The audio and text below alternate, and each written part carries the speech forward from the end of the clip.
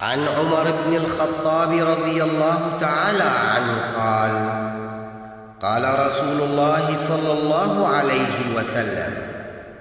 الإيمان أن تؤمن بالله وملائكته وكتبه ورسله واليوم الآخر وتؤمن بالقدر خيره وشره صحيح مسلم۔ حضرت عمر ابن الخطاب رضی اللہ عنہ بیان کرتے ہیں کہ رسول اللہ صلی اللہ علیہ وسلم فرماتے تھے کہ ایمان یہ ہے کہ تو اللہ پر اور اس کے فرشتوں پر اور اس کی کتابوں پر اور اس کے رسولوں پر اور یوم آخر یعنی جزا سزا کے دن پر ایمان لائے، اور اس کے علاوہ